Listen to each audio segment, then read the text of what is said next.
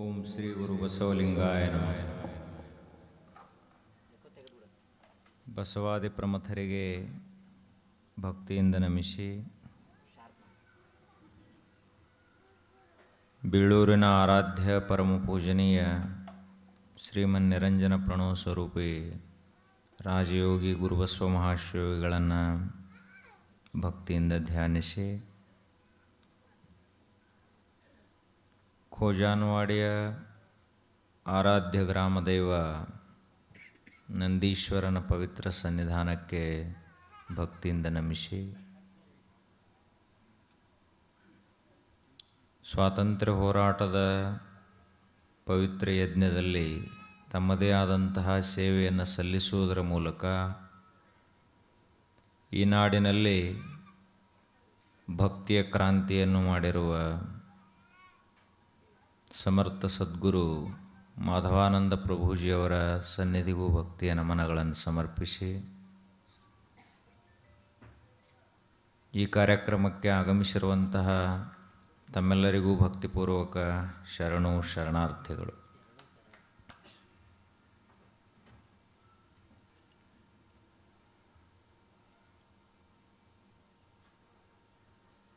ಖೋಜಾನವಾಡಿ ಇದು ಒಂದು ಧಾರ್ಮಿಕ ಊರು. ಎಲ್ಲಿ ದೇವರು, ಧರ್ಮ, ಅಧ್ಯಾತ್ಮ, ಸಾಧು ಸಂತರ ಮೇಲೆ ಅಪಾರವಾದಂಥ ಭಕ್ತಿ ಇರ್ತದಲ್ಲ, ಅಂತಹ ಊರಿಗೆ ಧರ್ಮಕ್ಷೇತ್ರ ಅಂತ ಕರೀತಾರೆ. ನಾವೆಲ್ಲರೂ ಧರ್ಮವಂತರಾಗಬೇಕು, ಸದಾಚಾರಿಗಳಾಗಬೇಕು, ನಮ್ಮ ಜೀವನವನ್ನು ನಾವು ತಿದ್ದುಕೋಬೇಕು, ಈ ಜಗತ್ತಿನಲ್ಲಿ ಹೆಂಗೆ ಬದುಕಬೇಕು ಅಂತ ಕೇಳಿದ್ರೆ ಭೂಮಿಗೆ ಭಾರ ಆಗಿರಬಾರದು, ಜನರಿಗೂ ಭಾರ ಆಗಿರಬಾರದು, ಪರಮಾತ್ಮನಿಗೆ ಸಂತೋಷವಾಗುವ ರೀತಿಯಲ್ಲಿ ನಾವು ಬದುಕಿದ್ದೀವಿ ಅಂದರೆ ಅದಕ್ಕೆ ಸಾರ್ಥಕ ಜೀವನ ಅಂತ ಕರೀತಾರೆ.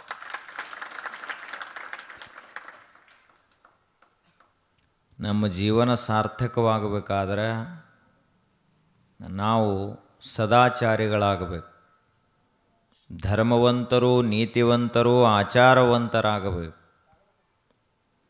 ಯಾಕೆ ಅಂದ್ರೆ ಈ ಜಗತ್ತು ನಡೆದದ್ದೇ ನೀತಿ ಮೇಲೆ ನಡೆದದು. ನೀತಿ ಬಿಟ್ಟಿವಿ ಅಂದರೆ ನಾವು ಇಲ್ಲಿ ಸರಿಯಾಗಿ ಬದುಕಲಿಕ್ಕಾಗೋದಿಲ್ಲ.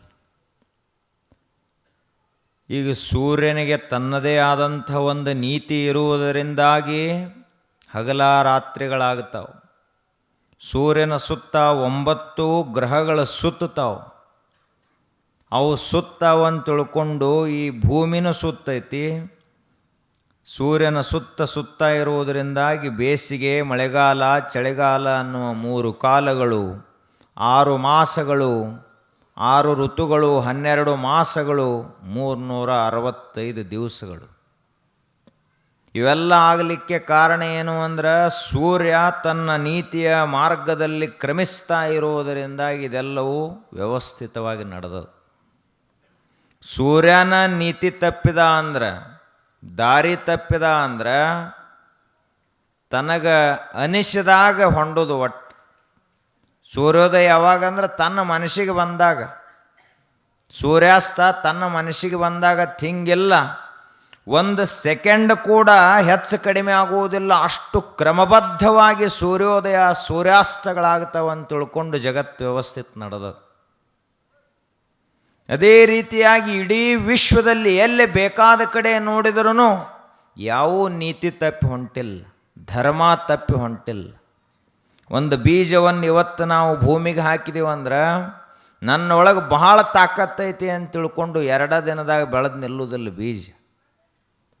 ಆ ಬಳಿಕ ನನ್ನೊಳಗೆ ಬಹಳ ತಾಕತ್ತು ಕಡಿಮೆ ಐತಿ, ಸಣ್ಣ ಭಾಳ ಅದೇನೆ ಅಂತ ತಿಳ್ಕೊಂಡು ತಿಂಗಳಾನುಗಟ್ಟಲೆ ತಡಾನೂ ಮಾಡೋದಿಲ್ಲ. ಯಾವಾಗ ಆ ಬೀಜ ಮೊಳಕೆ ಹೊಡಿಬೇಕು ಮೊಳಕೆ ಹೊಡಿತೈತಿ, ಯಾವಾಗ 4 ಎಲೆಗಳನ್ನು ಬಿಡಬೇಕು ಬಿಡ್ತೈತಿ, ಮುಂದೆ ಯಾವ ಹಂತಕ್ಕೆ ಹೂವಾಗಬೇಕು ಆಗ್ತೈತಿ, ಕೊನೆಗೆ ಹಣ್ಣಾಗಿ ಫಲವನ್ನು ಕೊಡ್ತೈತಿ. ಒಂದು ಕ್ರಮ ಅದ, ಒಂದು ನೀತಿ ಅದ. ಒಂದು ಸಣ್ಣ ಬೀಜ ಒಂದು ನೀತಿಯನ್ನು ಪಾಲಿಸ್ತದ ಅಂದರೆ ಈ ಜಗತ್ತ ನೀತಿಯ ಮೇಲೆ ನಿಂತೈತೆ ಹೊರತು ಮತ್ತಾವುದರ ಮೇಲೆ ಅಲ್ಲ. ಒಂದು ಹುಲ್ಲು ಕಡ್ಡದ ಅಂದ್ರೆ ಅದು ಕೂಡ ನೀತಿ ಮಾರ್ಗದ ಮೇಲನ ಬೆಳಿತೈತಿ, ಉಳಿತೈತಿ, ಬದುಕ್ತೈತಿ. ಅಂದ್ರೆ ಜಗತ್ತನ್ನು ಬೆಳಗುವಂಥ ಸೂರ್ಯನಿಂದ ಹಿಡಿದು ಒಂದು ಸಣ್ಣ ಹುಲ್ಲು ಕಡ್ಡಿಯವರೆಗೆ, ಅಣುವಿನಿಂದ ಹಿಡಿದುಕೊಂಡು ಬ್ರಹ್ಮಾಂಡಗಳವರೆಗೆ ಸಮಸ್ತ ಜಗತ್ತೆಲ್ಲವೂ ನೀತಿಯ ಮೇಲೆ ನಿಂತದ. ಎಲ್ಲವೂ ಒಂದು ನಿಯಮವನ್ನು ಪಾಲಿಸ್ಲತ್ಯಾವ. ಅಂಥದ್ರೊಳಗೆ ಪ್ರಾಣಿ ಪಕ್ಷಿಗಳು ಎಲ್ಲ ನೀತಿ ನಿಯಮಗಳನ್ನು ಪಾಲಿಸ್ಲತ್ಯಾವು. ಕೋಗಿಲೆ ಕಾಗೆಗತ್ಲೆ ಕೂಗಂಗಿಲ್ಲ, ಕಾಗಿ ಕೋಗಿಲಾಗಂಗಿಲ್ಲ, ಎರಡು ಕಪ್ಪು ಅದಾವ. ಮತ್ತು ಕಾಕಃ ಕೃಷ್ಣ ಪಿಕಃ ಕೃಷ್ಣ ಕೋ ಭೇದೋ ಪಿಕಕಾಕಯೋ ವಸಂತ ಸಮಯೇ ಪ್ರಾಪ್ತೆ ಕಾಕಃ ಕಾಕಃ ಪಿಕಃ ಪಿಕಃ. ಕಾಗಿನೂ ಕಪ್ಪೈತಿ, ಕೋಗಿಲನೂ ಕಪ್ಪೈತಿ. ಎರಡೂ ಮಗ್ಗಲು ಕುಣಿಸಿದ್ರೆ ಗೊತ್ತಾಗಂಗಿಲ್ಲ ಸುಲಭವಾಗಿ. ಆದ್ರೆ ಅವೆರಡೂ ಬೇರೆ ಬೇರೆ ಅಂತ ಯಾವಾಗ ಗೊತ್ತಾಗ್ತೈತಿ ಅಂದರೆ ಯಾವಾಗ ವಸಂತ ಸಮಯ ಬರ್ತೈತಿ, ವಸಂತ ಋತು ಬರ್ತೈತಲ್ಲ, ಯಾವಾಗ ಮಾವಿನ ಗಿಡದ ಚಿಗುರನ್ನು ಒಂದು ಕೋಗಿಲೆ ತಿಂತೈತಲ್ಲ, ಅವಾಗ ಅದಕ್ಕೆ ಪಂಚಮ ಸ್ವರ ಬರ್ತೈತಿ, ಹಾಡ್ಲಕ್ಕೆ ಚಾಲೂ ಮಾಡ್ತೈತಿ ಕೋಗಿಲೆ. ಆದ್ದರಿಂದ ಮನುಷ್ಯನೇ ಅವು ಯಾವ ನೀತಿ ಬಿಟ್ಟಿಲ್ಲ. ಆನೆಯೂ ತನ್ನ ನೀತಿಯನ್ನು ಬಿಟ್ಟಿಲ್ಲ. ಈ ವಿಶ್ವದಲ್ಲಿರುವಂಥ ಯಾವ ಪ್ರಾಣಿ ಪಕ್ಷಿ ಕೂಡ ತನ್ನ ನೀತಿ ಮಾರ್ಗವನ್ನು ಬಿಟ್ಟಿಲ್ಲ. ಅಂಥದ್ರೊಳಗೆ ಬುದ್ಧಿವಂತ ಪ್ರಾಣಿಯಾದಂಥ ನೀನು ಮನುಷ್ಯನಾಗಿ ಹುಟ್ಟಿ ಇಡೀ ವಿಶ್ವದಲ್ಲಿ ಬುದ್ಧಿವಂತ ಅಂತ ಕರೆಸಿಕೊಳ್ಳುವಂಥ ನೀನು ನೀತಿಯನ್ನು ತಪ್ಪಿದೆ ಅಂದರೆ ನಿನಗೆ ಹೆಂಗೆ ಕಿಮ್ಮತ್ತೈತಿ ಜಗತ್ತಿನೊಳಗೆ? ನೀ ಶ್ರೀಮಂತ ಇರಬಹುದು, ನೀತಿ ಬಿಟ್ಟು ಶ್ರೀಮಂತ ಆಗಿದ್ದಿ ಅಂದ್ರೆ ನಿನಗೆ ಕಿಮ್ಮತ್ತಿಲ್ಲ ಜಗತ್ತಿನೊಳಗೆ. ನೀ ವಿದ್ಯಾವಂತ ಇರಬಹುದು, ಆದರೆ ರಾತ್ರಿ ಕುಡಿದು ಮನೆಗೆ ಬರ್ತಿದ್ದೀಯ ಅಂದ್ರೆ ನಿನಗೆ ಹೆಂಗೆ ವಿದ್ಯಾವಂತ ಅಂತ ಕರಿಬೇಕು? ಮಾಸ್ಟರ್ ಡಿಗ್ರಿ ತಗೊಂಡಾನೆವು, ಡಾಕ್ಟ್ರೇಟ್ ಪಡೆದಾನ, ವಿಶ್ವವಿದ್ಯಾಲಯದಿಂದ ಪದವಿಗಳನ್ನು ಪಡೆದಾನ. ಒಂದು ಎಮ್ಮೆ ಮುಂದೆ ದಾರು ಇಟ್ರೆ, ಸೆರೆ ಇಟ್ರೆ ಅದು ಸಹಿತ ಮೂಸಿ ನೋಡಂಗಿಲ್ಲ, ತಿರುಗಿ ನೋಡಂಗಿಲ್ಲ. ಅಂಥದ್ದು ನೀ ಕುಡಿತಿ ಅಂದ್ರೆ ನಿನಗೆ ಹೆಂಗೆ ನೀತಿವಂತ ಅನ್ನಬೇಕು, ಬುದ್ಧಿವಂತ ಅಂತ ಕರಿಬೇಕು. ನೀವು ನಾ ಭಾಳ ಶಾಣೆ ಅಂತ ಇವ ತಿಳ್ಕೊಂಡಿರ್ತಾನೆ. ಎಮ್ಮೆತೈತಿ, ಯಾವುದು ಕುಡಿಬೇಕು ಯಾವುದು ಕುಡಿಬಾರ್ದು ಅದ ನಿನಗೆ ಗೊತ್ತಿಲ್ಲ. ನೀ ಹೆಂಗೆ ಶಾಣೆ ಮತ್ತು ಎಮ್ಮೆ ಕೇಳ್ತೈತಿ ನಮಗೆ. ಇನ್ನು ತಂಬಾಕು ಅದರ ಮುಂದಿಡ್ರಿ, ತಂಬಾಕಿನ ಹೊಲದಾಗ ಫುಲ್ ಹಚ್ಚ ಹಸಿರಾದಂತಹ ಒಂದು ಹೊಲದೊಳಗೆ ಎಮ್ಮೆ ಆಕಳ ಎಲ್ಲ ಬಿಡ್ರಿ, ಒಂದರೆ ಎಲೆ ಅದು ಜಾತಿವಂತ ಒಂದು ಮುಟ್ಟಂಗಿಲ್ಲ. ಇವನು ಬಿಡ್ರಿ ನೋಡ್ನು, ಒಂದು ಎಲೆ ಉಳಿದ್ರೆ ಕೇಳ್ರಿ ನೀವು ಹೊಲದಾಗ. ತಿನ್ನು, ಪುಂಡಿ ಪಲ್ಯ ತಿನ್ನು, ಮೆಂತಿ ಪಲ್ಯ ತಿನ್ನು, ಪಾಲಕ್ ತಿನ್ನು, ಬದ್ನಿಕಾಯಿ, ಸೌತಿಕಾಯಿ, ಗಜ್ರಿಕಾಯಿ, ಮೂಲಂಗಿ, ಚವಳಿಕಾಯಿ, ಹಣ್ಣ, ಹಾಲ, ಹಂಪಲ ಇಷ್ಟೆಲ್ಲ ತಿಂದು ಆರಾಮಿರು ಅಂತ ಹೇಳಿದ್ರೆ, ಇಲ್ಲ ನಾ ತಂಬಾಕು ತಿತ್ತನು ಅಂತ ತಂಬಾಕು ತಿತ್ತಾನಂದ್ರೆ ಇವನಷ್ಟು ಬುದ್ಧಿಗೇಡಿ ಯಾರದಾರ ಜಗತ್ತಿನೊಳಗೆ? ಹೋಳಿಗೆ ಉಣ್ತಾನ, ಆ ಬಳಿಕ ಹುಗ್ಗಿ ಉಣ್ತಾನ, ಅದರ ಮ್ಯಾಲ ತುಪ್ಪ, ಹಾಲು ಎಲ್ಲ ಚಲೋ ಚಲೋ ಪಂಚ ಪಕ್ವಾನ್ನದ ಅಡಿಗೆಯನ್ನು ಊಟ ಮಾಡ್ತಾನು. ಆ ಬಳಿಕ ಮ್ಯಾಲ ವಿಷದಂತಹ ಈ ತಂಬಾಕು ಬಾಯಾಗಿ ಇಟ್ಕೊಂಡು ನಮಸ್ಕಾರ ರೀ ನಮಸ್ಕಾರ ರೀ. ಇದಕ್ಕೇನು ನೀತಿ ಅಂತಾರೇನು? ನೀತಿ ಅಂದರೆ ಏನಪ್ಪ? ಒಂದು ಕ್ರಮ ಐತಿ, ಅದಕ್ಕೆ ಒಂದು ರೀತಿ ಐತಿ, ಒಂದು ಪದ್ಧತಿ ಐತಿ.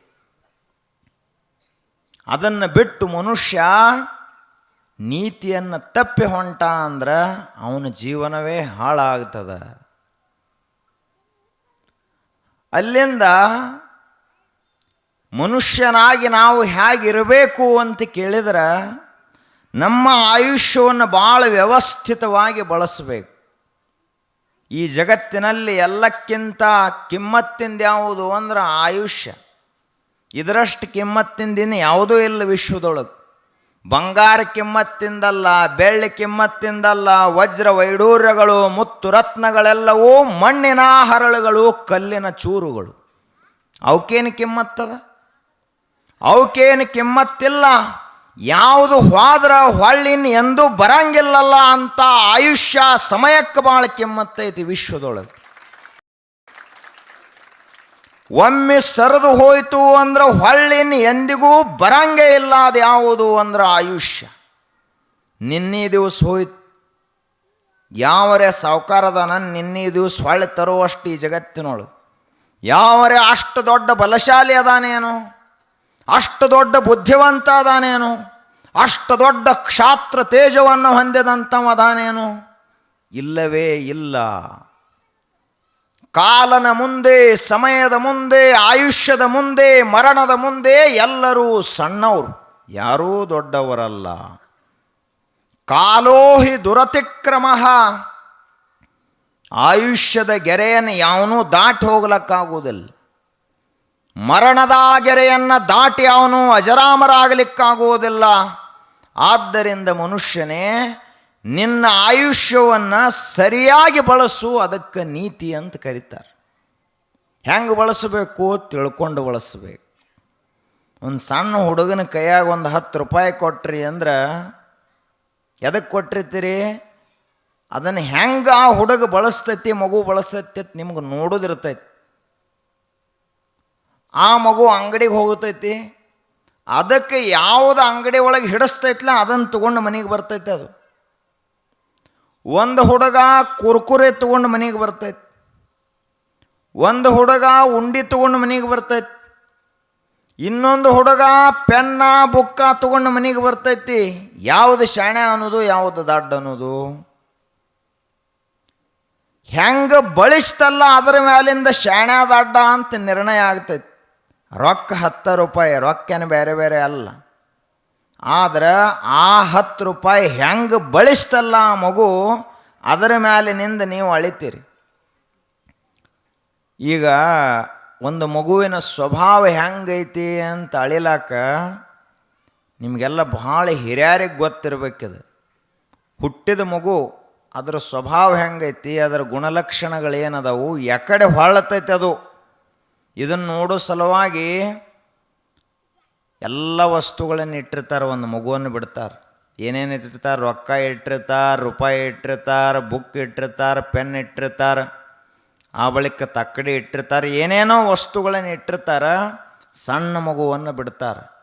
ಅದು ಯಾವ ಕಡೆ ಮಂಡಿ ಹೊಸಗೋತ್ ಹೋಗಿ ಆ ವಸ್ತುವನ್ನು ಮುಟ್ಟತೈತ್ಲ ಆ ಮಗು ಹಂಗಾಗತೈತಿ ಅಂತ ಕಂಡು ಹಿಡಿತಾರೆ. ಹಂಗೆ ನಾವಾದರೂ ಕೂಡ ನಮ್ಮ ಆಯುಷ್ಯವನ್ನು ಸರಿಯಾಗಿ ಬಳಸ್ಲಾಕ ಕಲಿಬೇಕು. ನೀತಿಯ ಮಾರ್ಗದಲ್ಲಿ ಬಳಸ್ಲಾಕ ಕಲಿಬೇಕು. ನಾವೆಲ್ಲ ಭಾಳ ತಿಳಿದವರು ಅಂಥೇಳಿ ದಾರಿ ತಪ್ಪಗೋತ ಹೊಂಟಿದ್ದೀವಿ. ನಾವು ತಿಳ್ಕೊಂಡಿದ್ದೀವಿ ನಾವೇ ಈ ಜಗತ್ತಿನಾಗ ಎಲ್ಲಕ್ಕಿಂತ ಶಾಣ್ಯರು, ನಾವು ಮಾಡಿದ್ದೇ ಶಾಸನ ಅಂತ ಹೊರಟಿದ್ದೀವಿ. ಜಗತ್ತಿನ ದೃಷ್ಟಿ ಒಳಗೆ ನಾವು ಕಾಲ ಧೂಳಿಗೂ ಸಮನಲ್ಲ, ಅಷ್ಟು ಅಲ್ಪಾತ್ಮರದೀವಿ ನಾವೆಲ್ಲ. ಎಷ್ಟು ಸಣ್ಣವರದೀವಿ. ನಮ್ಮ ಶರೀರದಾಗ ಒಂದು ತುತ್ತು ಅನ್ನ ಹಾಕೋದು ಅಷ್ಟ ಗೊತ್ತೈತೆ ನಮಗೆ. ಆದ್ರೆ ಆ ಅನ್ನ ಒಳಗೆ ಹೋಗಿ ಎಲ್ಲೆಲ್ಲಿ ಹಾದಿ ಏನೇನು ಆಗಿ ನಮ್ಮ ಶರೀರದಲ್ಲಿ ರಕ್ತ ಆಗ್ತೈತಿ, ಹೆಂಗೆ ರಕ್ತ ಆಗ್ತೈತೆ ಅಂತ ನಮಗೆ ಗೊತ್ತಿಲ್ಲ. ಹೆಂಗೆ ಎಲುಬು ತಯಾರಾಗ್ತೈತೆ ಅಂತ ಗೊತ್ತಿಲ್ಲ, ಹೆಂಗೆ ಚರ್ಮ ತಯಾರಾಗ್ತೈತೆ ಅಂತ ಗೊತ್ತಿಲ್ಲ, ಹೆಂಗೆ ನಮ್ಮ ಹೃದಯಕ್ಕೆ ಹೋಗ್ತೈತೆ ಅಂತ ಗೊತ್ತಿಲ್ಲ, ಹೆಂಗೆ ನಮ್ಮಲ್ಲಿ ಶಕ್ತಿಯಾಗಿ ಪರಿವರ್ತನೆ ಆಗ್ತದಂತ ಗೊತ್ತಿಲ್ಲ. ಇಷ್ಟು ಅಜ್ಞಾನಿಗಳು ನಾವು ಅದೀವಿ. ಊರಾಗ ಭಾಳ ದೊಡ್ಡ ಶೆಣೆಯವ. ಆದರೆ ತನ್ನ ಶರೀರದೊಳಗಡೆ ಹೋಗುವಂಥ ಅನ್ನ ಏನಾಗ್ತದಂತ ಇವನಿಗೆ ಗೊತ್ತಿಲ್ಲ. ಉಸಿರ ಒಳಗೆ ಹೋಗ್ತೈತಿ, ಹೊರಗೆ ಬರ್ತೈತಿ, ಒಳಗೆ ಹೋಗ್ತೈತಿ, ಹೊರಗೆ ಬರ್ತೈತಿ. ಈಗ ಒಂದು ಬಲೂನ್ ಅದ ಅಂತ ಇಟ್ಕೊಳ್ಳೋನು. ಆ ಬಲೂನ್ನೊಳಗೆ ಗಾಳಿ ತುಂಬಿರ್ತೀವಿ. ತುಂಬಿದ ಬಳಕ ಒಂದು ಸಣ್ಣ ಸೂಜಿಲೆ ಚುಚ್ಚರೆ ಎಲ್ಲ ಹವಾ ಹೊರಗೆ ಹೋಗಿಬಿಡ್ತೈತಿ. ಆದರೆ ಈ ಶರೀರದೊಳಗೆ 9 ರಂಧ್ರಗಳಿದ್ದರೂ ಕೂಡ ಗಾಳಿ ಒಳಗೆ ಹೋದದ್ದು ಮತ್ತು ಹೊರಗೆ ಬರ್ತೈತಿ ಮತ್ತು ಒಳಗೆ ಹೋಗ್ತೈತಿ, ಎಲ್ಲಿ ಆ ಕಡೆ ಈ ಕಡೆ ಹೋಗಂಗಿಲ್ಲಲ್ಲ. ಇದೆಂಥ ಯಂತ್ರವನ್ನು ತಯಾರು ಮಾಡ್ಯಾನ ದೇವರು. ಇದು ನಮಗೆ ಗೊತ್ತೈತೇನು? ನಮ್ಮ ಶರೀರದಲ್ಲೇ ಇಷ್ಟೆಲ್ಲ ನಡೆದೈತಿ. ನಮ್ಮ ಶರೀರದಲ್ಲಿ ನರಗಳು ಯಾವ ರೀತಿಯಾಗಿ ಕೆಲಸ ಮಾಡ್ತಾವೆ, ಎಲುಬುಗಳು ಯಾವ ರೀತಿಯಾಗಿ ಕೆಲಸ ಮಾಡ್ತಾವೆ, ಜೀವಕೋಶಗಳು ಯಾವ ರೀತಿಯಾಗಿ ಕೆಲಸ ಮಾಡ್ತಾವೆ, ನಮ್ಮ ತಲೆ ಮೆದುಳು ಯಾವ ರೀತಿಯಾಗಿ ವಿಚಾರ ಮಾಡ್ತದ, ಇಡೀ ಶರೀರವನ್ನು ನಿಯಂತ್ರಣ ಮಾಡ್ತೈತತ್ತ ನಮಗೆ ಗೊತ್ತಿಲ್ಲ ಅಂದ ಬಳಿಕ ನಾವು ಎಷ್ಟು ಅಲ್ಪಾತ್ಮರದೀವಿ, ಎಷ್ಟು ಸಣ್ಣವರದೀವಿ, ಬದುಕಿದೀವಿ ಎಲ್ಲಿ? ಮತ್ತು ಇದ ಶರೀರದಾಗ ಬದುಕಿದೀವಿ, ಆದರೆ ಶರೀರ ಹೆಂಗೆ ಕೆಲಸ ಮಾಡ್ತೈತೆ ಅಂತ ನಮಗೆ ಗೊತ್ತಿಲ್ಲ. ಇದ ಮನೆಯೊಳಗೆ ಇದೀವಿ, ಶರೀರ ಅನ್ನುವಂಥ ಮನೆಯೊಳಗದೀವಿ, ಶರೀರ ಹೆಂಗೆ ಕೆಲಸ ಮಾಡ್ತೈತೆ ಅಂತ ಗೊತ್ತಿಲ್ಲ. ಅಂದ ಬಳಿಕ ಮನುಷ್ಯನೇ, ನೀ ಎಷ್ಟು ಅಲ್ಪಾತ್ಮದಿ, ಎಷ್ಟು ಸಣ್ಣವದಿ ಅಂತ ತಿಳ್ಕೊ. ಅದಕ್ಕೆ ಮನುಷ್ಯ ಏನು ಮಾಡಬೇಕು? ನೀತಿ ಮಾರ್ಗದಲ್ಲಿ ನಡೆಯಲಿಕ್ಕೆ ಕಲಿಬೇಕು. ನೀತಿ ಮಾರ್ಗ ಬಹಳ ದೊಡ್ಡದು. ಮಹಾತ್ಮರೆಲ್ಲರೂ ನೀತಿವಂತರು. ನೀತಿ ಬಿಟ್ರಂದ್ರೆ ಅವ್ರಿಗೆ ಮಹಾತ್ಮರು ಅನ್ನಂಗಿಲ್ಲ, ಒಳ್ಳೆಯ ಮನುಷ್ಯರಂತ ಕರೆಯಂಗಿಲ್ಲ. ಈಗ ಮನಸ್ಸಿಗೆ ಬಂದಂಗೆ ಮಾತಾಡ್ಲಕ್ಕೆ ಹತ್ತಿದ ಅಂದ್ರೆ ಅವನ ಮಾತು ಯಾರು ಕೇಳ್ತಾರ? ಒಬ್ಬ ರೈತ ಅದಾನಂದ್ರೆ ಎಷ್ಟು ಬೇಕು ಅಷ್ಟ ಮಾತಾಡ್ತಾನಂತ ತಿಳ್ಕೊಂಡು ಎತ್ತುಗಳು ಅವನ ಮಾತು ಕೇಳ್ತಾವೆ. ಹಗಲ ರಾತ್ರಿ ಮಾತಾಡ್ಕೊತ ಕುಂತ ಅಂದ್ರೆ ಎತ್ತುಗಳು ಲತ್ತಿ ಹೊಡಿತಾವೆ. ಈಗ ಮೊದಲು ಶಾಣೆ ಒಕ್ಕಲಿಗಾರಿದ್ರು, ಅವರು ಬರೀ ನಗ ಅಷ್ಟೇ ಇಡ್ತಿದ್ರು, ಮಗಲೇನು ಕಟ್ತಿರ್ಲಿಲ್ಲ. ಆದ್ರೆ ಅವ್ರ ಮಾತ ಅಷ್ಟು ತಾಕತ್ತಿತ್ತ ಮಾತಿನೊಳಗೆ, ಎತ್ತುಗಳು ಮಾತು ಕೇಳ್ತಿದ್ದು ಅವರಿಗೆ ನೀತಿವಂತ ಒಕ್ಕಲಿಗರು ಅಂತ ಕರೀತಾರೆ. ಮನ್ಯಾಗ ಎತ್ತ ಕಟ್ಟೋದು ಚಂತನ ಊರಾಗಿರೋದು. ಒಂದು ದಿವಸ ದವಣಿಗೆ ಹೋಗಂಗಿಲ್ಲ, ನಸಿಕಿನಾಗ 3 ಗಂಟೆಗೆ ಎದ್ದು ಮೇವು ಹಾಕಂಗಿಲ್ಲ. ಹಾಕಿರೂ ಗೊಂಜಾಳ ಕಣಿಕೆ ಹಾಕ್ತಾನೆ. ಅವು ಎತ್ತುಗಳು ಬಂದರೆ ಬಾಯಲ್ಲಿ ದವಣಿ ಕಡೆ ಎತ್ತಾವು. ಹೆಂಗಿದು? ಆದ್ದರಿಂದ ಮನುಷ್ಯನೇ ನೀತಿವಂತನಾಗು. ಎಲ್ಲದಕ್ಕೂ ನೀತಿ ಅದ, ಎಲ್ಲದಕ್ಕೂ ಕ್ರಮ ಅದ, ಎಲ್ಲದಕ್ಕೂ ಪದ್ಧತಿ ಅದ. ಈಗ ಅಡಿಗೆ ಮಾಡ್ತಾರೆ ತಾಯಂದಿರು, ಪದ್ಧತಿ ಬಿಟ್ಟು ಮಾಡ್ಲಕ್ಕೆ ಹೋದ್ರೆ ಅಡಿಗೆ ತಯಾರಾಕತ್ತೇನು? ಮೊದಲ ಅಕ್ಕಿ ಹಾಕೋದು, ಉರಿ ಹಚ್ಚೋದು ಕೆಳಗೆ, ಆ ಬಳಿಕ 5 ನಿಮಿಷ ಆದ ಬಳಿಕ ನೀರು ಹಾಕಿದ್ರೆ ಅಂದ್ರೆ ಅದು ಅನ್ನ ಆಕತ್ತೆ, ಹೊತ್ತಿ ಹೊಕ್ಕತಿ, ಅವೆಲ್ಲ ಅಕ್ಕಿ ಬಾದಾಗಿಬಿಡ್ತಾವೆ. ಇರಲಿಲ್ಲ ಅಂದ್ರೆ 2-3 ಲೀಟ್ರ್ ನೀರು ಹಾಕೋದು, 1 ಮುಟ್ಟಿಗೆ ಅಕ್ಕಿ ಹಾಕೋದು, ಅವಾಗರೇ ಅನ್ನ ಆಕತ್ತೇನು? ಅಂಬಲಿ ಆಕತ್ತೆ, ಅದು ಅನ್ನ ಆಗಂಗಿಲ್ಲ. ಎಲ್ಲಕ್ಕೂ ಒಂದು ಪದ್ಧತಿ ಐತಿ. ಆ ಪದ್ಧತಿ ಪ್ರಕಾರ ಮಾಡ್ರೆ ಅಷ್ಟ ಅಡಿಗೆ ತಯಾರಾಕತ್ತೆ. ಅವರು ಪಂಚಮಿಗೆ ಹೋಗಿರಬೇಕು, ನಿಮಗೆ ಮನ್ಯಾಗ ಯಾರು ಅಡಿಗೆ ಮಾಡೋರು ಇರಬಾರ್ದು. ಅವಾಗ ಅವ್ರ ಕಷ್ಟ ಏನೈತೆ ನಿಮಗೆ ಗೊತ್ತಾಕೈತಿ. ದಿನ ಇಟ್ಟು ಕಷ್ಟಪಡ್ತಾರೆ ಅನ್ನತ್ತವ್ರು ನಿಮಗೆ ಅನ್ನಿಸ್ತೈತೆ. ಯಾವಾಗ ಅವ್ರು ಪಂಚಮಿಗೆ 1 ವಾರ ಹೋದಾಗ ನೋಡ್ಬೇಕು, ಮನ್ಯಾಗ ಒಂದು ಸಾಮಾನು ಸರಿ ಇರಂಗಿಲ್ಲ, ಒಂದು ಅರಿವಿ ತೊಳೆದಿರಂಗಿಲ್ಲ, ಕಸ ಹೊಡಿದು ಹೆಂಗೋ, ಬಂಡೆ ತೊಳೆದು ಹೆಂಗೋ, ಆ ಬಳಿಕ ಅಡಿಗೆ ಮಾಡಬೇಕು, ಅವೆಲ್ಲ ಮತ್ತು ವ್ಯವಸ್ಥಿತ ಇಡಬೇಕು. ಮುಂದೆ ದನಗಳೆಲ್ಲ ನೀರ ಮೇವ ಮಾಡಬೇಕು, ಬಂದವ್ರು ಹೋದವ್ರನ್ನ ಸಂಭಾಳಿಸ್ಬೇಕು. ಮತ್ತು ಹುಡುಗರು ಒಂದೆರಡಿದ್ದು ಅಂದ್ರೆ ಮುಗದ ಹೋತು ಕೆಲಸ. ಅವು ಗಾಳಿಪಟಕ್ಕೆ ಬಾಲಗಸಿ ಇದ್ದಂಗೆ ಅವು. ಒಟ್ಟು ಎಲ್ಲಿ ಹೋದ್ರು ಅವ್ವ ಅಪ್ಪ ಅಂಥೇಳಿ ಹಿಂಗೆ ದೋತ್ರಾರ ಹಿಡಿತಾವು, ಸೀರೆಯರಿ ಹಿಡಿತಾವೆ. ಅವಾಗ ನಿಮಗೆ ಗೊತ್ತಾಕೈತೆ ಅವ್ರು ಎಷ್ಟು ಕಷ್ಟಪಡ್ತಾರೆ. ಮನ್ಯಾಗಿದ್ದು ಇವರೇನು ಕೆಲಸ ಮಾಡ್ತಾರೆ ನೀವತ್ತಿರಲ್ಲ, ಪಂಚಮ್ಯಾಗ ಅಷ್ಟ ನಿಮಗೆ ಗೊತ್ತಾಕೈತಿ ಮನ್ಯಾಗಿದ್ದವ್ರು ಏನು ಮಾಡ್ತಾರಂಥೇಳಿ. ಅಂದ್ರೆ ಒಂದು ನೀತಿ ಅದ, ಅಡಿಗೆ ಮಾಡ್ಲಾಕ ಒಂದು ನೀತಿ ಐತಿ. ಇನ್ನು ತಾಯಂದ್ರೆ ಬರೀ ಊರಾಗ ಹೊಕ್ಕಿರಲ್ಲ, ನೀವೇನು ಮಾಡ್ತಿರತ್ ನಿಮಗೆ ಕೇಳ್ತಾರೆ ಅವ್ರು. ನೀವು ಮನ್ಯಾಗ ಏನೋ ರೊಕ್ಕ ರೂಪಾಯಿ ಏನೋ ಇಡ್ಲಾರ್ದ 1 ತಿಂಗಳು ಪ್ರವಾಸಕ್ಕೆ ಹೋಗಿಬಿಡೋದು. ಅವಾಗ ಅವ್ರಿಗೆ ಗೊತ್ತಾಕೈತಿ ದಿನ ಹಿಟ್ಟ ಉಪ್ಪ ಇದೆಲ್ಲ ಹೆಂಗೆ ತರ್ತಾರೆ ಇವರು ಅಂತ. ಅವ್ರಿಗೆ ಅವಾಗ ಗೊತ್ತಾಕೈತಿ. ಇದೆಲ್ಲ ಏನಪ್ಪ ಅಂದ್ರೆ ನೀತಿ. ಇದು ಯಜಮಾನ ಹೆಂಗಿರ್ಬೇಕು ಅವನಿಗೊಂದು ನೀತಿ ಅದ, ಮನೆಯಲ್ಲಿ ಗೃಹಿಣಿಯಾದಂಥವಳು ಹೆಂಗಿರಬೇಕು ಆಕೆಗೊಂದು ನೀತಿ ಅದ, ವಿದ್ಯಾರ್ಥಿ ಆದಂಥವ ಹೆಂಗಿರಬೇಕು ಅವನಿಗೊಂದು ನೀತಿ ಅದ, ರಾಜ್ಯವನ್ನಾಳುವಂಥ ಒಬ್ಬ ರಾಜಕೀಯ ವ್ಯಕ್ತಿ ಹೆಂಗಿರಬೇಕು ಅವನಿಗೊಂದು ನೀತಿ ಅದ. ಈಗೆಲ್ಲ ತಪ್ಪಿ ಹೋಗೈತೆ ಆ ಮಾತು ಬೇರೆ. ಈಗೇನು ಮೊದಲಿನ ಪದ್ಧತಿ ಪ್ರಕಾರ ಏನಿಲ್ಲ, ಜನರಿಗೆ ಬೇಕಾದದ್ದು ರಾಷ್ಟ್ರ ಹಿತಕ್ಕೆ ಬೇಕಾದದ್ದು ಮಾಡಂಗಿಲ್ಲ. ಮೊದಲು ಹೆಂಗೆ ರಾಜಾರು ಏನು ಮಾಡ್ತಿದ್ರು, ಆಗಿನ ಕಾಲಕ್ಕೆ ಅಲ್ಲೆಲ್ಲೆಲ್ಲೆಲ್ಲಿ ಬಾವಿ ತೋಡಿಸ್ತಿದ್ರು, ರಸ್ತೆ ಮಗ್ಲ ಸಾಲು ಮರಗಳನ್ನು ನೆಡ್ತಾ ಇದ್ರು, ಆ ಬಳಿಕ ಅನ್ನ ಛತ್ರವನ್ನು ಇಡ್ತಾ ಇದ್ರು, ಧರ್ಮ ಛತ್ರವನ್ನು ಕಟ್ಟಿಸ್ತಾ ಇದ್ರು. ಹೀಗೆಲ್ಲ ಕೆರೆ ಕಟ್ಟಿಸೋದು ಇವೆಲ್ಲ ಕೆಲಸ ಮಾಡ್ತಿದ್ರು ಆಗಿನ ಕಾಲದ ರಾಜ ಮಹಾರಾಜರು. ಜನಹಿತದ ಕಾರ್ಯಗಳನ್ನು ಮಾಡ್ತಾ ಇದ್ರು. ಈಗ ಹಾಗೇನಿಲ್ಲ. ನಮಗೇನು ರೋಡು ಬೇಡ, ದವಾಖಾನೆ ಬೇಡ, ಚಲೋ ಸಾಲಿ ಬೇಡ, ಒಟ್ಟು ನಮಗೆ ತಿಂಗಳಿಗಿಟ್ಟು ರೊಕ್ಕ ಕೊಟ್ರೆ ಸಾಕು. ಪ್ರಜೆಗಳು ಅಂಥವ್ರಾಗ್ಯಾರ ಅಂದ ಬಳಕ ಮತ್ತು ಅವರೇ ಏನು ಮಾಡ್ತಾರೆ ರಾಜಕೀಯದವರು ಅಂದ್ರೆ, ಒಬ್ಬ ವ್ಯಕ್ತಿ ತಪ್ಪಿದ ನೀತಿಯನ್ನಂದ್ರೆ ದೇಶಕ್ಕೆ ಎಷ್ಟು ದೊಡ್ಡ ಲಾಸ್ ಆಗ್ತದಂತ ನಾವು ವಿಚಾರ ಮಾಡಬೇಕಾಗ್ತದೆ. ಬರೇ ನಮ್ಮ ಮನೆಗೆ ನಮ್ಮ ಊರಿಗಾಗುವಂಥ ಲಾಸ್ ಅಲ್ಲ, ಹಾನಿ ಅಲ್ಲ, ಇದು ಇಡೀ ಅಖಂಡವಾದಂಥ ಹಿಂದೂಸ್ತಾನಕ್ಕೆ ಲಾಸ್ ಆಗ್ತದೆ. ಇದು ನಮ್ಮ ಕಲ್ಪನೆಗೆ ಐತೇನು? ನಾವು ಒಂದು 2,000 ರೂಪಾಯಿ ಪುಕ್ಕಟೆಯಾಗಿ ಸರ್ಕಾರದಿಂದ ತಗೊಂಡಿವಂದ್ರೆ ಅದು ಈ ದೇಶದ ಭವಿಷ್ಯಕ್ಕೆ ಭಾಳ ದೊಡ್ಡ ಪ್ರಮಾಣದಲ್ಲಿ ಪೆಟ್ಟು ಕೊಡ್ತೈತಿ. ಒಂದು ಮನಿ ಪುಕ್ಕಟೆಯಾಗಿ ಕುಂತು ತಿಂದ್ರು ಅಂದ್ರೆ ಮನಿ ವ್ಯವಸ್ಥಿತ ನಡೆಯಂಗಿಲ್ಲ ಅಂದ ಬಳಿಕ ದೇಶ ಹಂಗೆ ನಡೀತದೆ ವಿಚಾರ ಮಾಡ್ಬೇಕು ನಾವೆಲ್ಲ. ಈ ದೇಶಕ್ಕೆ ಹಿರಿಯರು ಹಿಂದಿನವರೆಲ್ಲರೂ ಕೊಟ್ಟಾರ ಹೊರತು ತಗೊಂಡಿಲ್ಲ ಯಾರು. ಭಗತ್ ಸಿಂಗ ಈ ದೇಶದ ಸಲುವಾಗಿ ತನ್ನ ಪ್ರಾಣವನ್ನೇ ಕೊಟ್ಟ ಎಂಥ ಶೂರ ಮನುಷ್ಯ. ರಾಜಗುರು ಸುಖದೇವ್ 2 ದಿವಸದ ಹಿಂದ ಅವರು ಅಮರರಾದಂಥ ಶಹೀದ್ ದಿವಸವನ್ನು ಆಚರಣೆ ಮಾಡಲಾಯಿತು. ಏನು ಕೊಟ್ಟರು ದೇಶಕ್ಕಾಗಿ? ಅವರು ತಮ್ಮ ಪ್ರಾಣವನ್ನೇ ಕೊಟ್ಟರು. ₹1,00,00,000 ಅಲ್ಲ, 100 ಕೋಟಿ ರೂಪಾಯಿ ಅಲ್ಲ, ಅದು ಎಷ್ಟು ಕೊಟ್ಟರು ಕಡಿಮೆನೇ ಅದ. ಅದೆಲ್ಲಕ್ಕಿಂತ ಹೆಚ್ಚಿನ ಪ್ರಾಣವನ್ನು ಕೊಡ್ಲಾಕ ಯಾರು ತಯಾರಾಗ್ತಾರೆ? ಪ್ರಾಣವನ್ನು ಕೊಟ್ಟರವರು. ಸರ್ದಾರ್ ಪಟೇಲ್ ಈ ದೇಶದ ಸಲುವಾಗಿ ಏನು ಕೊಟ್ರಪ್ಪ ಅಂದ್ರೆ 565 ಸಂಸ್ಥಾನಗಳನ್ನೆಲ್ಲ ಒಂದು ಮಾಡಿದ್ರಲ್ಲ, ಅಂತಹ ಸೇವೆಯನ್ನು ಮಾಡಿದ್ರು ಈ ದೇಶದ ಸಲುವಾಗಿ. ಹೊಳ್ಳೇನು ತಗೊಂಡ್ರು? ಏನೋ ಒಂದು 100 ಕೋಟಿ ಆಸ್ತಿ ಮಾಡಿಟ್ರೇನು ಮನೆ ಸಲುವಾಗಿ ಅಂಥೇಳಿ? ಏನೇನು ಇಲ್ಲ.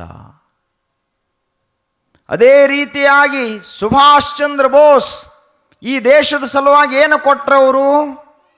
ಬ್ರಿಟಿಷರ ಭಾರತವನ್ನು ಬಿಟ್ಟು ಹೋಗಬೇಕಾಗಿತ್ತು ಅಂದ್ರೆ ಬರೀ ಗಾಂಧೀಜಿಯವರ ಶಾಂತಿ ಮಂತ್ರದಿಂದ ಹೋಗಿಲ್ಲ, ಸುಭಾಷ್ ಚಂದ್ರ ಬೋಸರ ಯುಕ್ತಿಯಿಂದ ಹೋಗ್ಯಾರ.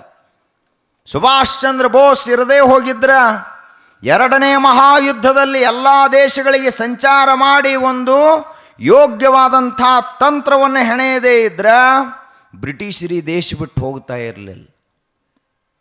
ಇಷ್ಟೆಲ್ಲ ಹಿಂದಿನವರು, ನಮ್ಮ ಹಿರಿಯರು, ಸ್ವಾತಂತ್ರ್ಯ ಹೋರಾಟಗಾರರು ಇಷ್ಟೆಲ್ಲ ದೇಶದ ಸಲುವಾಗಿ ಕೊಟ್ಟಾರ. ಆದರೆ ಇವತ್ತು ನಾವು ನೀತಿ ಭ್ರಷ್ಟರಾಗಿ ಭಾರತ ಮಾತೆಯಿಂದಲೇ ದೇಶ ನನಗೇನು ಕೊಟ್ಟೈತಿ ಅಂತ ತಗೊಳಕತ್ತೇದಿ ಹೊರತು ಕೊಡುವಲ್ಲಿವಲ್ಲ. ಇದೇ ನಮ್ಮ ಮೂರ್ಖತನ. ನಾವು ಭವಿಷ್ಯದ ಪೀಳಿಗೆಗೆ ಆಸ್ತಿಯನ್ನು ಮಾಡಿಡ್ತಾ ಇಲ್ಲ, ಅದನ್ನು ಹಾಳು ಮಾಡ್ತಾ ಇದ್ದೀವಿ ಅಂತ ಅರ್ಥ. ಮಕ್ಕಳ ಭವಿಷ್ಯ, ಮೊಮ್ಮಕ್ಕಳ ಭವಿಷ್ಯ, ಈ ಭಾರತ ದೇಶದ ಭವಿಷ್ಯವನ್ನು ಯಾರು ಬರಿಬೇಕು ಅಂದ್ರೆ ಪ್ರಜೆಗಳೇ ಬರಿಬೇಕು. ಹೆಂಗೆ ಬರಿಬೇಕು ಅಂದ್ರೆ ದೇಶ ಸೇವಾ ಮಾಡುವುದ್ರ ಮೂಲಕ ಬರಿಬೇಕೇ ಹೊರತು ದೇಶದಿಂದ ತಗೊಂಡು ಮನೆ ನಡೆಸುವಂಥ ಇಂಥ ದಡ್ಡರಿಂದ ದೇಶವನ್ನು ಕಟ್ಟಲಿಕ್ಕಾಗುವುದಿಲ್ಲ. ನೀತಿ ಭ್ರಷ್ಟತನ ಅಂತ ಕರೀತಾರೆ ಇದಕ್ಕೆ.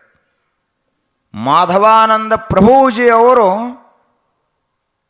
ದೇಶಕ್ಕೆ ಕೊಟ್ಟರೆ ಹೊರತು ದೇಶದಿಂದ ಏನೂ ತಗೊಳ್ಳಿಲ್ಲ.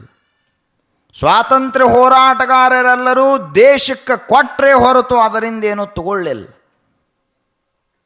ಆದರೆ ಇವತ್ತು ನಾವು ಹುಟ್ಟಿದ್ದೀವಿ, ಅವರು ರಾಜಕೀಯದವರು ಹುಟ್ಟ್ಯಾರ, ಅವರು ನಮ್ಮ ಅಣ್ಣ ತಮ್ಮರ.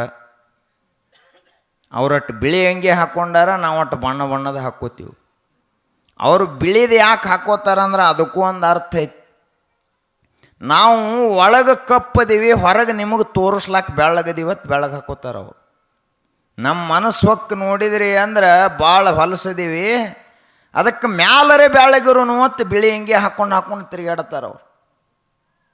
ಅದಕ್ಕೆ ಒಬ್ಬ ವ್ಯಕ್ತಿ ಭ್ರಷ್ಟಾದ, ನೀತಿಯನ್ನು ತಪ್ಪಿದ ಅಂದ್ರೆ ಎಷ್ಟು ದೊಡ್ಡ ಹಾನಿ ಆಗ್ತದೆ ಅನ್ನೋದಕ್ಕೆ ನಮ್ಮ ಸುತ್ತಮುತ್ತ 7-8 ದೇಶ ಸಾಕ್ಷಿ ಅದಾವೆ.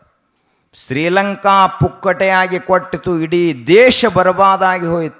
ನೇಪಾಳ ಪುಕ್ಕಟೆಯಾಗಿ ಕೊಟ್ಟಿತು, ದೇಶ ಹಾಳಾಗಿ ಹೋಯಿತು. ಅಷ್ಟೇ ಅಲ್ಲದೆ ಅಫ್ಘಾನಿಸ್ತಾನ ಹಾಳಾಗಿ ಹೋಯಿತು. ಎಷ್ಟು ದೇಶ ನಮ್ಮ ಸುತ್ತಮುತ್ತ ಹಾಳಾಗಿ ಹೋಗ್ಯಾವ. ಅದರಿಂದ ಪುಕ್ಕಟ ಕೊಟ್ಟ ಪುಕ್ಕಟ ತಗೊಂಡ. ನಾವೆಲ್ಲ ಶಾಲೆ ಕಲ್ತವ್ರದೀವಿ, ಈ ದೇಶದೊಳಗೆ ಹುಟ್ಟಿ ಬೆಳೆದವ್ರದೀವಿ. ಒಂದು ತುಸು ತಲೆಯಾಗ ಬುದ್ಧಿ ಅದು ದೇವರು ಕೊಟ್ಟಾನ. ಇಷ್ಟೆಲ್ಲ ಇದ್ರೂ ನಮಗೆ ದೇವರ 2 ರೊಟ್ಟಿ ಕೊಟ್ಟ, ರೊಟ್ಟಿಯಲ್ಲಿ ತಾಕತ್ತು ಕೊಟ್ಟು ದುಡಿದ 10 ಮಂದಿಗೆ ಉಣಿಸುವಟ್ಟು ತಾಕತ್ತು ಕೊಟ್ಟರು ಮತ್ತು ನಾವು ಇನ್ನೊಬ್ಬರು ದುಡಿದ್ರ ಅಂದ ನಾವು ತಗೋಬೇಕಂತೀವಲ್ಲ, ಇದಕ್ಕೆ ನೀತಿಹೀನತಾ ಅಂತ ಕರೀತಾರೆ. ಇದಕ್ಕೆ ಬಸವಣ್ಣವ್ರೇನು ಕಲಿಸಿದ್ರಪ್ಪ? ಕಾಯಕ ಮಾಡು ಅದೊಂದು ನೀತಿ, ದಾಸೋಹ ಮಾಡು ಅದೊಂದು ನೀತಿ, ಅನುಭಾವ ಮಾಡು ಅದು ಆತ್ಮನೀತಿ, ಅದು ಅಧ್ಯಾತ್ಮ ನೀತಿ. ಈ 3 ನೀತಿಗಳನ್ನು ಚಾಚೂ ತಪ್ಪದೆ ಪಾಲಿಸಿದಿ ಅಂದ್ರೆ ನೀನು ಮಾನವನಿಂದ ಮಹಾಮಾನವನಾಗತಿ. ನೀನು ಭಕ್ತನಿಂದ ಶರಣ ಐಕ್ಯ ಸ್ಥಳವನ್ನು ಏರ್ತಿ ಅಂತ ಹೇಳಿದಂಥವರು ಬಸವಣ್ಣನವರು. ಕಳಬೇಡ, ಕೊಲಬೇಡ, ಹುಷಿಯ ನುಡಿಯಲು ಬೇಡ, ಇದೆಲ್ಲ ಏನಪ್ಪ ಅಂದ್ರೆ ನೀತಿ. ಇದು ಕಳ್ಳತನ ಮಾಡ್ಲಕ್ಕೆ ಹೋಗಬೇಡ, ಅದೊಂದು ನೀತಿ. ಕೊಲ್ಲಕ್ಕೆ ಹೋಗಬೇಡ, ಇದೊಂದು ನೀತಿ. ಇದು ಭಾಳ ದೊಡ್ಡ ನೀತಿ. ಆದರೆ ಇವತ್ತು ನಾವು ಹಣಿ ಮೇಲೆ ವಿಭೂತಿ ಹಚ್ಕೋತೀವಿ, ಕೊಳ್ಳಾಗ ರುದ್ರಾಕ್ಷಿ ಹಾಕೋತೀವಿ, ಮನ್ಯಾಗ ಜಗಲಿ ಅದಾವು, ಊರಾಗ ಗ್ರಾಮ ದೇವರೈತಿ, ಆರಾಧ್ಯ ದೇವರಾಗಿ ಗುರುಗಳು ಮಹಾತ್ಮರು ಎಲ್ಲರೂ ಅದಾರ. ಸಪ್ತಾಹಗಳನ್ನು ಮಾಡ್ತೀವಿ, ಗುರುವಿನ ಆರಾಧನೆಯನ್ನು ಮಾಡ್ತೀವಿ, ಪ್ರವಚನ ಕೇಳ್ತೀವಿ. ಇಷ್ಟೆಲ್ಲ ಮಾಡಿ ಮತ್ತೆ ನಾವು ಕೋಳಿ ಕುರಿ ತಿಂತಿದ್ದೀವಿ ಅಂದ್ರೆ ಕೊಲಬೇಡ ಅನ್ನುವ ನೀತಿಯಲ್ಲಿ ಹೋಯಿತು. ಹೇಳಿದವರು ಯಾರಪ್ಪ ಅಂದ್ರೆ ಬಸವಾದಿ ಪ್ರಮಥರು ಹೇಳ್ಯಾರ ಈ ಮಾತನ್ನು.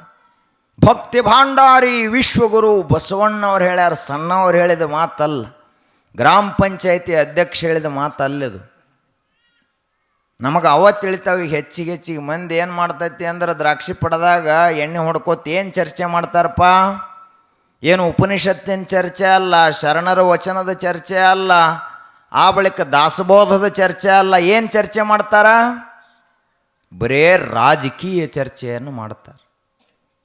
ಆದ್ದರಿಂದ ಮನುಷ್ಯನೇ, ನೀನು ತಪ್ಪಿ ನಡಿಲಾಕ ಹೋಗಬೇಡ, ಕೊಲಬೇಡ, ಹಿಂಸಾ ಮಾಡ್ಲಕ್ಕೆ ಹೋಗಬೇಡ. ಇವೆಲ್ಲ ನೀತಿಗಳನ್ನು ಸರಿಯಾಗಿ ನಾವು ಪಾಲಿಸಬೇಕು. ಆವಾಗ ನಮ್ಮ ಜೀವನ ಏನಾಗ್ತದ? ಪಾವನವಾಗ್ತದ. ತಪ್ಪೆದೀವು ಭಾಳ. ಮತ್ತು ನಾವೇನು ಮಂದಿ ಕಡೆ ನೋಡ್ತೀವಿ, ಅವನು ತುಡುಗು ಮಾಡ್ತಾನೋ ಇಲ್ಲೋ, ಇವನು ಅವರಿಬ್ಬರು ಮಾಡ್ತಿದ್ರಂದ್ರೆ ಇವನು ಮಾಡ್ತಾನಂತ. ಅವ್ರು ತಿಂತಾರಲ್ರಿ. ಮತ್ತು ಅವ್ರು ಬೆಕ್ಕಾತಿಲ್ಲಪ್ಪ, ನಿನಗೊಂದು ಬುದ್ಧಿ ಎತ್ತು ದೇವ್ರು ಕೊಟ್ಟಾನೋ ಏನಿಲ್ಲೋ. ಮನುಷ್ಯ ಎಲ್ಲ ಮಾರ್ಕೋಬೋದು, ಬುದ್ಧಿ ಎಂದು ಮಾರಬಾರದು. ಎಲ್ಲವನ್ನ ಬಿಡಬಹುದು, ಸ್ವಾಭಿಮಾನವನ್ನು ಬಿಡಬಾರದು. ಸ್ವಾಭಿಮಾನವನ್ನು ಬಿಟ್ಟ ಅಂದ್ರೆ ಆ ಮನುಷ್ಯ ಸತ್ತಂತೆ. ಆದ್ದರಿಂದ ನಾವು ನೀತಿಯನ್ನು ಬಿಡಬಾರದು, ಧರ್ಮವನ್ನು ಬಿಡಬಾರದು. ಇಲ್ಲಿ ತನಕ ತಪ್ಪಿ ಹೆಜ್ಜೆ ಎಷ್ಟಾಕಿ ಬೀಳುವಲ್ಯಾಕು, ಇನ್ನು ಮುಂದೆ ಬೀಳಬಾರ್ದಲ್ಲ. ಅದಕ್ಕೆ ಪ್ರತಿಜ್ಞಾ ಅಂತ ಕರೀತಾರೆ, ಅದಕ್ಕೆ ಧರ್ಮದ ಮಾರ್ಗ ಅಂತ ಕರೀತಾರೆ. ಸಾಯು ಕೊನೆ ಕ್ಷಣದಾಗಾದರೂ ಕುಡಿಯೋದು ಬಿಟ್ಟ ಅಂದ್ರೆ ಅವನಿಗೆ ವ್ಯಸನ ಮುಕ್ತ ಅಂತ ಹೆಸರೈತಿ. ಮತ್ತು ಏನಂತಾರೆ ಅವಾಗ? ವ್ಯಸನ ಮುಕ್ತ. ಇನ್ನು ಸಾಯು ತನಕನ ಕುಡ್ದ ಅಂದ್ರೆ ಅವನಿಗೆ ವ್ಯಸನಿಕ, ಚಟಗಾರ, ತನ್ನ ಜೀವನವನ್ನು ಹಾಳು ಮಾಡಿಕೊಂಡಂಥವ ಅಂತ ಕರೀತಾರೆ. ಹೀಗಾಗಿ ಮನುಷ್ಯನೇ, ನಿನ್ನಲ್ಲಿ ಒಂದು ಬುದ್ಧಿಶಕ್ತಿ ಅದ, ವಿಶೇಷವಾದ ಸಾಮರ್ಥ್ಯ ಅದ.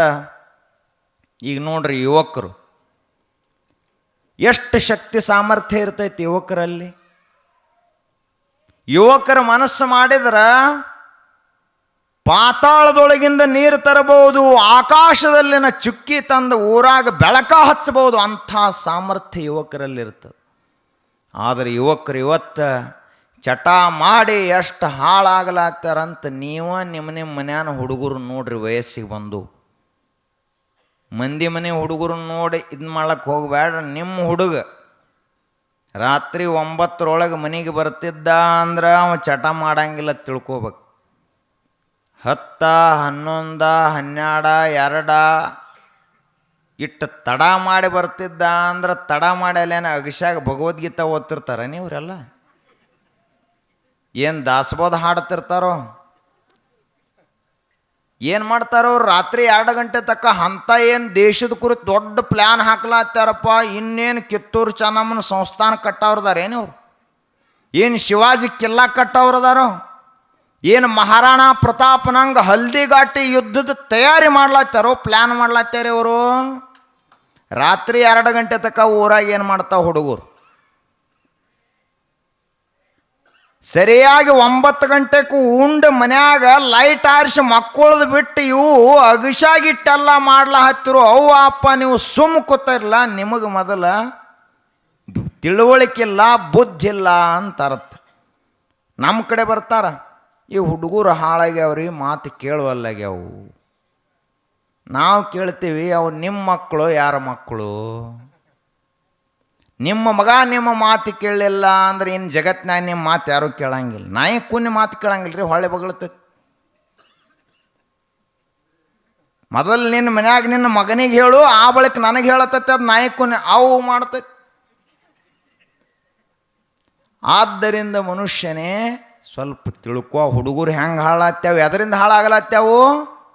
ಶಾಲೆ ಕಲ್ತಿಲ್ಲತ್ ಹಾಳಾಗಲತ್ತಿಲ್ಲ, ರೊಕ್ಕಿಲ್ಲತ್ ಹಾಳಾಗಲತ್ತಿಲ್ಲ, ಶಕ್ತಿ ಇಲ್ಲ ಹಾಳಾಗಲತ್ತಿಲ್ಲ, ಚಟ ಮಾಡ್ಲತ್ತಾರತ್ ಹಾಳಾಗಲತ್ತಾರಲ್ಲ. ಇದನ್ನು ನಾವೆಲ್ಲ ತಿಳ್ಕೋಬೇಕಾಗಿತ್ತು. ಸರ್ಕಾರ ನಡೆದದ್ದು ಸ್ವತಃ ಸರ್ಕಾರದವ್ರು ಹೇಳ್ತಾರ ಈ ಮಾತು, ನಾ ಅಲ್ಲ.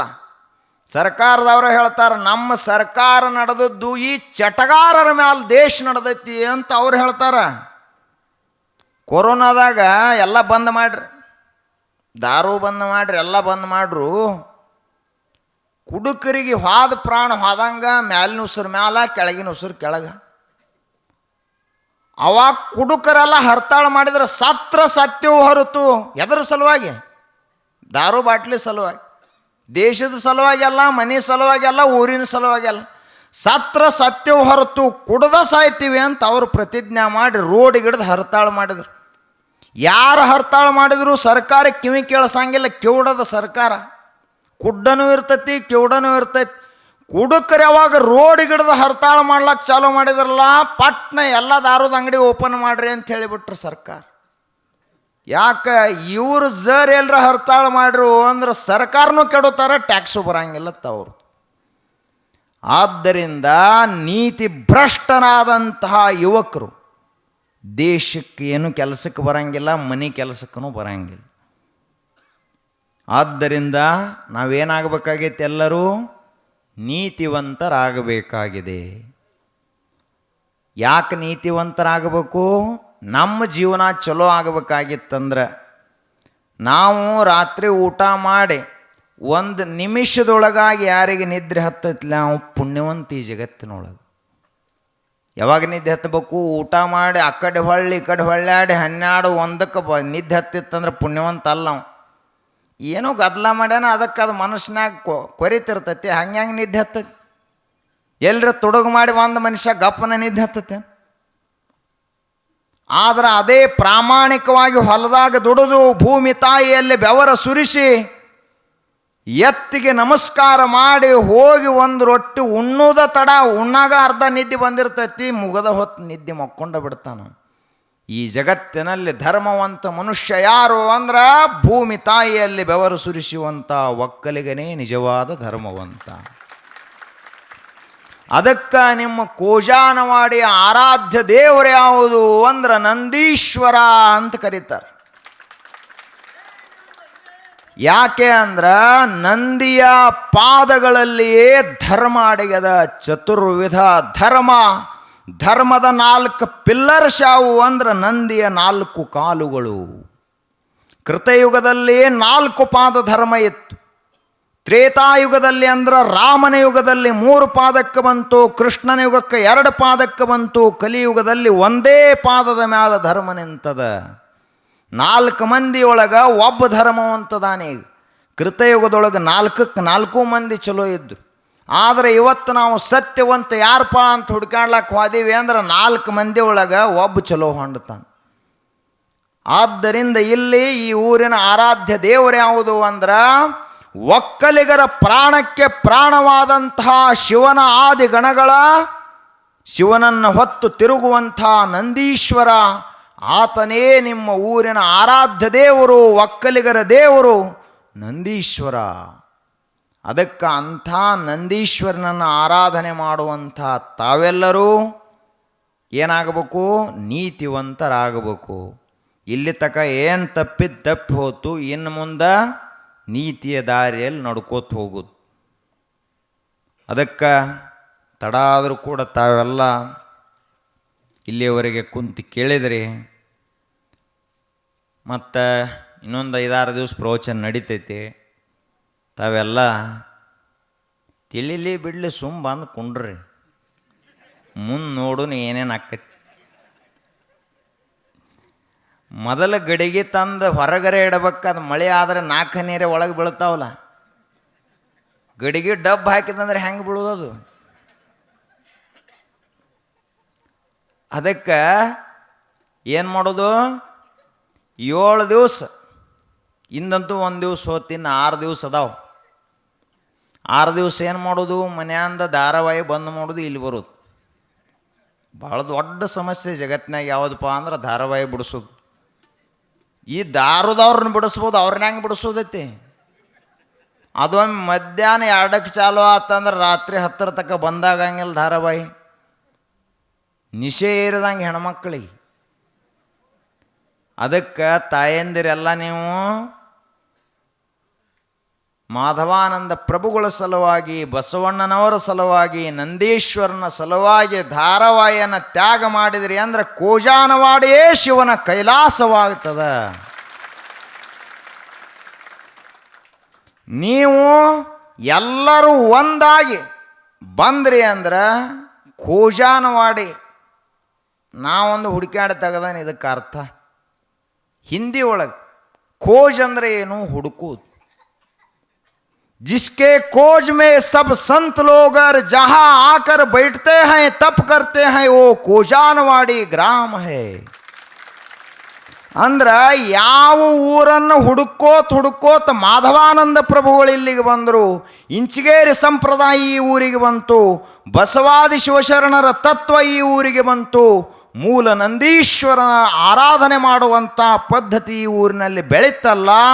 ಅಂಥ ಅಧ್ಯಾತ್ಮದ ಸಂಶೋಧನೆಗಾಗಿ, ಅಧ್ಯಾತ್ಮದ ಸುಖದ ಹುಡುಕಾಟಕ್ಕಾಗಿ, ಮುಕ್ತಿಯ ಹುಡುಕಾಟಕ್ಕಾಗಿ ಯಾವ ಊರು ಪ್ರಸಿದ್ಧವಾಗಿದೆಯೋ ಅದುವೇ ಕೋಜಾನವಾಡಿ ಗ್ರಾಮ. ಎದಕ್ಕೆ ಪ್ರಸಿದ್ಧ ಆಗೈತಪ್ಪ ಇದು? ರೊಕ್ಕ ರೂಪಾಯಿ ದ್ರಾಕ್ಷಿ ಅದು ಇದು ಎಲ್ಲ ಊರಾಗ ದ್ರಾಕ್ಷಿ ಬೆಳೀತಾರೆ. ನಿಮ್ಮಲ್ಲಿ ಅಟ್ಟ ಬೆಳೀತಾರೆ. ಎಲ್ಲ ಊರಾಗ ಜೋಳ ಬೆಳೀತಾರೆ. ನಿಮ್ಕಿ ದೊಡ್ಡ ದೊಡ್ಡ ಸಾವುಕಾರ ಅದಾರ, ನಿಮ್ಕಿ ದೊಡ್ಡ ದೊಡ್ಡ ಮನೆ ಕಟ್ಸ್ಯಾರ, ಗಾಡಿ ಅದಾವು. ಆದ್ರೆ ಇಂಥ ಭಕ್ತಿವಂತ ಊರ ಇರುವುದರಿಂದಾಗಿ ಇದಕ್ಕೆ ಇಂಥ ಒಳ್ಳೆಯ ಹೆಸರನ್ನು ಐತಿ. ತಾವೆಲ್ಲರೂ ಶ್ರದ್ಧೆಯಿಂದ ಬರಬೇಕು. ಅವ್ರನ್ನ ಇವ್ರನ್ನ ನೋಡ್ಲಾಕ ಇಲ್ಲಿ ಬರುವುದಲ್ಲ. ಮತ್ತು ಅವ ಬಂದಾನಂದ್ರೆ ನಾ ಬರಂಗಿಲ್ಲ, ಅವ ಉಸಿರಾಡಿಸ್ತಾನಂದ್ರೆ ನಾವು ಮೂಗು ಬಂದ್ ಮಾಡ್ತಾನಂದ್ರೆ ಸತ್ತು ಹೊಕ್ಕಿ ನೀನು ಮತ್ತೇನಾಗೋದಿಲ್ಲ. ಅದನ್ಯಾಕೆ ನೀವು ವಿಚಾರ ಮಾಡೋದು? ಈಗ ಎಲ್ಲಿ ಬಂದಿದ್ದೀವಿ ನಾವು? ರಥೋತ್ಸವಕ್ಕೆ ಬಂದಿರ್ತೀವಿ ತೇರು ನೋಡ್ಲಾಕ. ತೇರು ನೋಡ್ಲಾಕ ಬಂದಾಗ ಆ ಕಡೆ ಅವದಾನ ಈ ಕಡೆ ಅವದಾನ ಅಂತ ನೋಡ್ಲಾಕ ಹೋಗಬಾರ್ದು. ನೋಡ್ರಿ ಅಂದ್ರೆ ಹಳಿ ಗದ್ಲೆಲ್ಲ ತಲೆಯಾಗಿ ಹೇಳಕ್ಕೆ ಚಾಲೂ ಮಾಡ್ತಾವೆ. ಉತ್ಸವ ಮೂರ್ತಿ ಅಂತ ಒಂದಿರ್ತೈತಿ, ಅದನ್ನು ನೋಡೋದು, ಹೂವು ಕಾರ್ಯಕ್ಕ ಎಲ್ಲ ಹಾಕೋದು, ನಮಸ್ಕಾರ ಮಾಡೋದು, ಪ್ರಸಾದ ತೊಗೊಂಡು ಜೈ ಅಂದು ಹೋಗಿಬಿಡೋದು. ಅದನ್ನು ಬಿಟ್ಟು ನಾವು ಎಲ್ಲರೂ ಆ ಕಡೆ ಈ ಕಡೆ ನೋಡಿ ಹೋದೀವಿ ಅಂದ್ರೆ ನಮಗೆ ಹಾನಿ ಆಗ್ತೈತಿ. ಆದ್ದರಿಂದ ತಾವೆಲ್ಲ ತಿಳಿದವ್ರು ಇದೀರಿ. ತಿಳುವಳಿಕೆ ಭಾಳ ಹೆಚ್ಚಾದ್ರೂ ಗದ್ಲು ಹಿಡಿತಾವತ್ತ, ತಿಳುವಳಿಕೆ ಇರಲಿಲ್ಲ ಅಂದರೂ ಗದ್ಲು ಹಿಡಿತಾವ. ಅರ್ಧಂಬರ್ಧ ತಿಳ್ಕೊಂಡ ಮನುಷ್ಯನೂ ಗದ್ದಲ ಮಾಡ್ತಾನ, ಮುಂದೆ ಏನೂ ತಿಳಿಲಾರ್ದವನು ಗದ್ದಲ ಮಾಡ್ತಾನ. ಸಂಪೂರ್ಣ ತಿಳ್ಕೊಂಡಂಥ ಮನುಷ್ಯ ತುಂಬಿದ ಕೊಡ ತುಳುಕುವುದಿಲ್ಲ ಅನ್ನುವಂಗ ನಂದೀಶ್ವರನೂ ತುಂಬಿದ ಕೊಳ ಶಿವನ ಭಕ್ತಿ. ಮಾಧವಾನಂದ ಪ್ರಭುಗಳು ಪರಮಾತ್ಮನ ಭಕ್ತಿಯಲ್ಲಿ ತುಂಬಿದ ಕೊಡ ಆಗಿಬಿಟ್ಟಾರ. ಬಸವಣ್ಣನವರು ಭಕ್ತಿ ಭಾಂಡಾರಿಯಾಗಿ ತುಂಬಿದ ಕೊಡ ಆಗಿಬಿಟ್ಟಾರ. ಈ ಮೂರೂ ಕೂಡಿದಂಥ ತ್ರಿವೇಣಿ ಸಂಗಮ ಯಾವುದು ಅಂದ್ರೆ ಖೋಜಾನವಾಡಿ ಗ್ರಾಮ. ಇದು ಪ್ರಯಾಗರಾಜದಲ್ಲಿ ಕುಂಭಮೇಳ ನಡೆಯುವಂಥ ಪರಮ ಪವಿತ್ರ ಕ್ಷೇತ್ರಕ್ಕೆ ತ್ರಿವೇಣಿ ಸಂಗಮ ಅಂತ ಕರೀತಾರೆ. 70 ಕೋಟಿ ಜನ ಬಂದು ಪುಣ್ಯ ಸ್ನಾನವನ್ನು ಮಾಡಿ ಹೋತು ಹೋದ ವರ್ಷ. ಅಂತಹ ತ್ರಿವೇಣಿ ಸಂಗಮ ಯಾವುದು ಅಂದ್ರೆ ನಿಮ್ಮ ಊರ. ಮೂರೂ ನದಿ ಕೂಡಬೇಕು, ಇಲ್ಲೂ ಸಂಗಮ ಕ್ಷೇತ್ರ ಆಗಬೇಕು. ಆ ರೀತಿಯಾಗಿ ತಾವೆಲ್ಲ ನಮಗೇನು ನೀವೆಲ್ಲ ಒಂದ ಮತ್ತು ಆ ಪಾರ್ಟಿ ಈ ಪಾರ್ಟಿ ಅವರು ಇವರತ್ತೇನು ನೋಡಂಗಿಲ್ಲ. ಮಾನವ ಜಾತಿ ಒಂದೇ, ಸಕಲ ಜೀವಾತ್ಮರಿಗೆ ಲೇಸನೆ ಬಯಸುವ ನಮ್ಮ ಕೂಡಲ ಸಂಗನ ಶರಣರೇ ಕುಲಜರು. ಸರ್ವೇ ಜನಾಃ ಸುಖಿನೋ ಭವಂತು. ಆದ್ದರಿಂದ ತಾವೆಲ್ಲ ಒಂದಾಗಿ ಬರ್ರಿ, ನಿವಾಂತ ತನ್ನ ಕುಂಡ್ರಿ. ಎಲ್ಲಿ ಕುಂಡ್ರುದು? ಇಲ್ಲೇ ಬಂದ ನಂದೀಶ್ವರನ ಆವರಣದಲ್ಲಿ ಕುಂತ್ರಿ ಅಂದ್ರೆ ಎಷ್ಟು ಸಾಧ್ಯ ಆದಷ್ಟರೆ ತಾಪ ತಲೆಂದು ಕಡಿಮೆ ಆಗ್ತೈತಿ. ಎಟ್ಟಿಲ್ದು ಎಷ್ಟರೆ ಮನುಷ್ಯಾಗ ತಿಳುವಳಿಕೆ ಬರ್ತೈತಿ. ಆ ಕಲ್ಲ ಶಿಲ್ಪಿ ಕಡೆನೇ ಬರಲಿಲ್ಲ ಅಂದ್ರೆ ಕಾಲಾಗ ಹಾಕು ಮೆಟ್ಟಲು ಸಹಿತ ಆಗಂಗಿಲ್ಲ ಅಂದ ಬಳಿಕ ದೇವ್ರ ಮೂರ್ತಿ ಅವಾಗ ಆಗೋದಿನ್ನದ. ಅದಕ್ಕಿಲ್ಲಿ ಬರ್ಲಾಕ್ ಕಲಿಬೇಕು, ಕುಂಡ್ರಲಾಕ್ ಕಲಿಬೇಕು.